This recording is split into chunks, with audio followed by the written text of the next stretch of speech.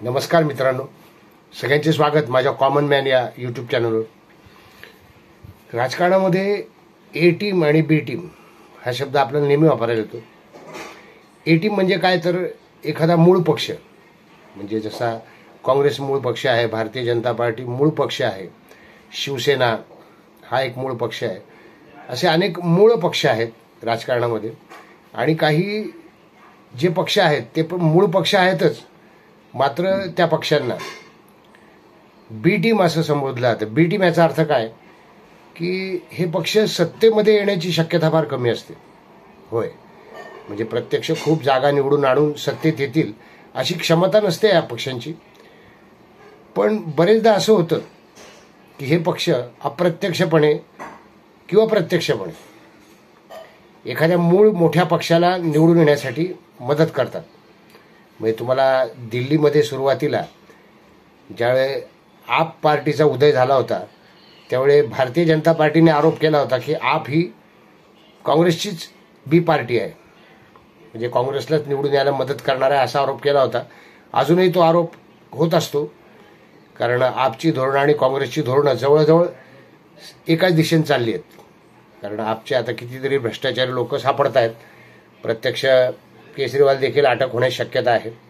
तसंच महाराष्ट्रात देखील अशी बी टीम म्हणून संबोधलं गेलं होतं कुठल्या पक्षाला, मागच्या निवडणुकीच्या वेळेला ज्यावेळी वंचित बहुजन आघाडी आणि MIM यांनी ज्यावेळी युती केली होती. आणि स्वाभाविक आहे की त्यावेळी जी आघाडी होती त्या आघाडीच्या विरोधात त्यांनी काम केलं असं इतरांचं म्हणणं होतं. आघाडी म्हणणं किंवा मूळ पक्ष राष्ट्रवादी काँग्रेस यांची मतं त्या MIMनी खाल्ली असं लोकांचा होरा आहे, असा अंदाज आहे. आणि म्हणूनच वंचित बहुजन आघाडी व MIM यांना भारतीय जनता पार्टीची बी टीम असं संबोधलं गेलं. ए टीम आणि बी टीम अनेकदा डमी उमेदवार उभे करतात राजकारणामध्ये, माहिती आहे, ते दुसऱ्या उमेदवाराला पाडायचं काम करतात, त्याची मतं खायचं काम करतात. प्रत्यक्ष निवडून नाही आले तरी चालतं, पण ते मूळ पक्ष एखादा मोठा पक्ष असतो त्याचं काम सोपं करतात. तर आता अशी भारतीय जनता पार्टीची बी टीम तयार करण्याची आघाडीने ठरवलं आहे. होय, आघाडीने ठरवलं आहे की भारतीय जनता पार्टीची बी टीम असायला हवी महाराष्ट्रामध्ये. आणि ती बी टीम यावेळी तयार करण्याचं पक्कं झालेलं आहे. आता तुम्ही म्हणाल की आघाडी सरकार का म्हणतोय मी, कारण ते सगळे वागतात तसेच आहेत की त्यांचं सरकार आहे असेच वागतायत ते. तर या आघाडीच्या जे नेते आहेत, प्रमुख नेते शरद पवार आहेत, उद्धव ठाकरे आहेत आणि नाना पटोले, विजय वडेट्टीवार काँग्रेसचे म्हणूयात आपण. ही जी आघाडी स्थापन झालेली आहे या आघाडीने ठरवलेली आहे की भारतीय जनता पार्टीची बी टीम असायला हवी. आणि ते बी टीम तयार करतात. कशी काय बी टीम तयार करतात? तुम्ही जर येत्या 1 वर्षातल्या घडामोडी बघितल्या, झालेल्या 1 वर्षातल्या घडामोडी, तर तुमच्या लक्षात येईल की प्रकाश आंबेडकर, वंचित बहुजन आघाडी हे वारंवार मला आघाडीत घ्या म्हणून विनंती करतायत. वारंवार, म्हणजे प्रत्येक त्यांच्या भाषणामध्ये त्यांचा तसा उल्लेख असतो, प्रत्येक सभेत त्यांचा उल्लेख असतो. त्यांनी अनेक विनंत्या केल्या, अर्जव केली, त्यांनी ठामपणे भूमिका घेण्याचं देखील ठरवलं आणि ते देखील सांगितलं. आणि ते महागात पडणार आहे. तशी ठाम भूमिका वंचित बहुजननी घेतली तर महागात पडणार आहे. तरी देखील दुर्लक्षच करतायत.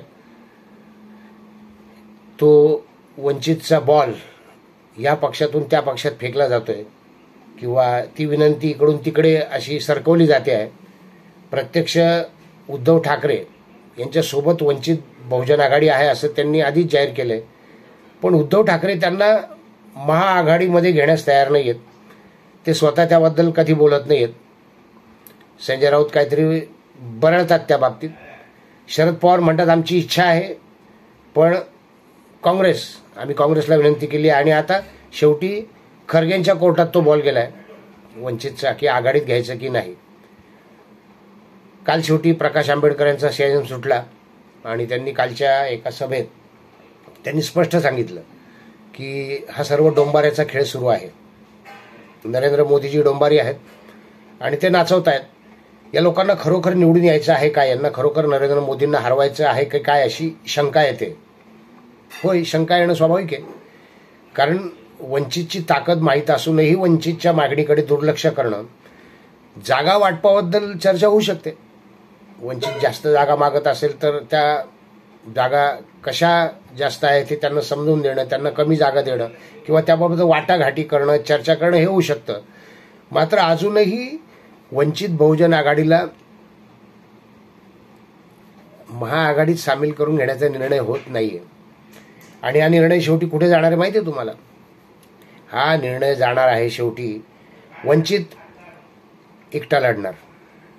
आणि वंचित एकटा लढणार, त्याचं रिझल्ट काय येणार तुम्हाला माहिती आहे. लाखो समर्थक आहेत वंचितचे, प्रकाश आंबेडकर यांचे लाखो समर्थक आहेत आणि ते लाखो समर्थक त्यांनाच मतदान करणार. त्यांना जरी माहीत असलं की प्रकाश आंबेडकर हे सत्तेत येऊ शकत नाहीत, तरी देखील ते त्यांनाच मदत करणार. कारण ते एकनिष्ठ आहेत पक्षाशी, त्यांच्या नेत्याशी ते एकनिष्ठ आहेत. हे सगळे मतदार ज्यावेळी वंचितला मत देतील, 48च्या 48 जागांवर वंचित उभी राहील, म्हणजे प्रत्येक मतदारसंघामध्ये ते कोणाला पाडायचं काम करणार आहेत? स्वाभाविक आहे. भारतीय जनता पार्टीची आणि त्यांच्या सोबत असलेल्या पक्षांची देखील मतं पक्की आहेत, ती त्यांना मिळणारच आहेत. जी एकनाथ शिंदेची शिवसेना आहे, अजितदादांची राष्ट्रवादी आहे, ते मतं मिळणारच आहेत महायुतीला. पण महाआघाडी, महाविकास आघाडी या बाबतीत किती निष्काळजी आहे ते लक्षात येतं. आणि म्हणून प्रकाश आंबेडकरांचा प्रश्न अगदी बरोबर आहे की या लोकांना खरोखर निवडून यायचं आहे काय? मला नाही वाटत निवडून यायचं. निवडून यायचंय, राजकारण करायचंय, नुसतं आपला पक्षातलेच जास्तीत जास्त उमेदवार यावेत म्हणून प्रयत्न करायचेत, असं काहीही दिसत नाहीये. केवळ टीका करण्यातच हे धन्यता मानतायत. टीका करणे, शिव्याशाप देणे, तळतळाट देणे याच्यातच वेळ चाललाय. आणि एक मोठा नेता आपल्यापासून तुटतोय, आपल्यापासून दूर जातोय, त्यांनी ते स्पष्ट बोलून दाखवलंय अनेकदा. हे माहीत असूनही त्याच्याकडे दुर्लक्ष करणं, याचा अर्थ स्वाभाविक आहे की तुम्हाला भारतीय जनता पार्टीची बी टीम तयार करायची, म्हणजेच तुम्हाला भारतीय जनता पार्टीला निवडून यायला मदत करायची आहे. आता हे अनवधानाने होत आहे, मुद्दाम केलं जात आहे की तेवढी उमजच नाही राजकारणाची, तेवढी समजच नाही आहे असे म्हणता येईल. पण महाराष्ट्रात आता रंगत येणार आहे. वंचित एकत्र लढणार नाही असं चित्र हळूहळू आघाडीच तयार करते. हो, महाविकास आघाडीमध्ये वंचित येणार नाही असं चित्र कोण तयार करते? तर आघाडी तयार करते. आणि ज्यावेळी प्रकाश आंबेडकर एकटे लढतील, वंचित बहुजन आघाडी एकटे 48 जागांवर लढेल, त्यावेळेला हेच लोक म्हणणार आहेत की वंचित भारतीय जनता पार्टीची बी टीम आहे आणि वंचितचे मतदार आकर्षित करण्याचा प्रयत्न करतील. तेव्हा आघाडीचं अभिनंदन. ते नरेंद्र मोदींना पुन्हा एकदा लोकसभेत निवडून येण्यासाठी पंतप्रधान बनण्यासाठी मदत करणार आहे. आणि त्यांनी बी टीम तयार करायला सुरुवात केलेली आहे, झालीच आहे असं म्हणूयात. फक्त अंतिम घोषणा बाकी आहे. व्हिडिओ आवडला असेल तर लाईक करा, सबस्क्राईब करा, शेअर करा. भेटूयात नवीन व्हिडिओत कॉमन मॅनसह. धन्यवाद.